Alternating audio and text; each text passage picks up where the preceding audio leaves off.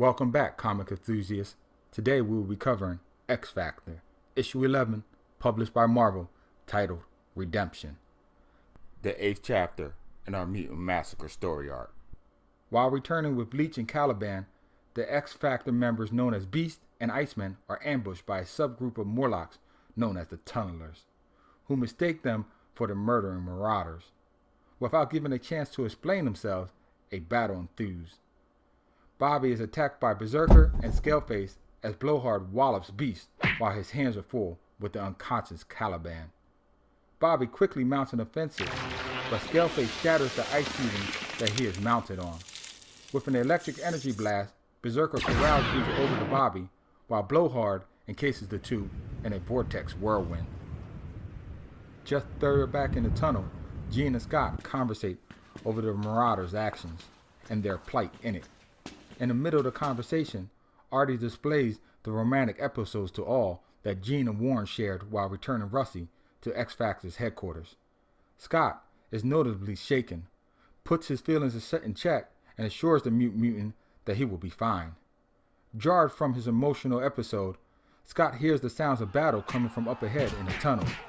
Swiftly, the three investigate the calamity, only to find their fellow team members embroiled in combat against an unknown foe. Cyclops fires an optic beam into the fray, momentarily halting the battle. In the momentary armistice, the parties recognize the other as benevolent towards each other, but they have a common foe. Scott offers the olive branch to the Tunnelers. Berserker, their leader, turns it down at first, but then reconsiders, recognizing the safety in numbers.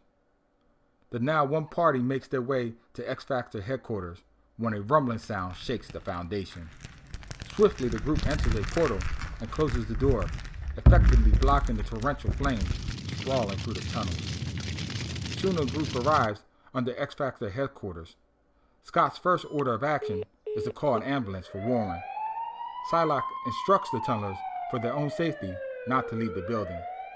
They will find all they need inside. Believing their host X Factor to not be who they say they are, Berserker orders his team to leave the lower level living quarters. Arriving at the upper level, it is revealed that a large group of New York's finest is quartering off the building, holding off a large mob of protesters behind barricades. Berserker tells Mask to change their features so that they can slip by authorities incognito. Having successfully escaped X Factor's headquarters and eluding the cops, the Tunnelers plot their next course of actions at an abandoned pier, until a group of punks come by and try to make the Tunnelers an easy mark. When the Morlocks shed their disguise, the punks panic and fire without cause, instantly murdering Blowhard. Berserker and Scaleface take care of one of the punks, as Mask silences the other. But the third makes his way to a payphone, alerting the cops to the Morlock's location, right before Berserker blasts him too. While back at St. Vincent's Hospital, Warren is gurneyed away under medical supervision, as a worried Scott and Jean sit in the waiting room, sipping coffee and trying to steady their nerves. Breaking news comes across the room's television broadcasting a shootout between officers and mutants by the pier.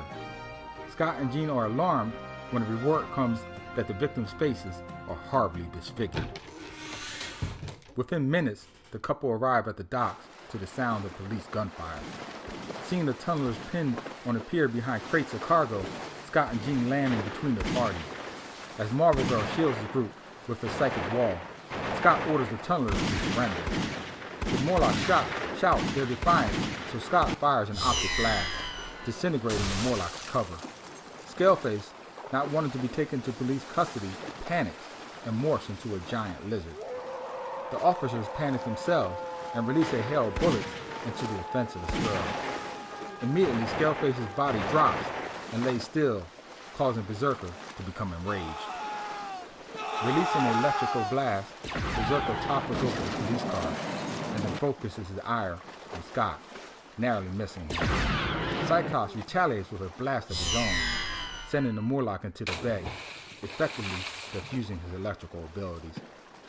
Standing at the docks, Scott searches for signs of Berserker breaking the water surface. With no sign of the Morlock, Jean gathers the Mask and Cyclops in her psychic field to whisk them away, while in the aftermath, the officer who killed the girl struggles with the actions of taking a life. Wow. Please write down below any comments you may have.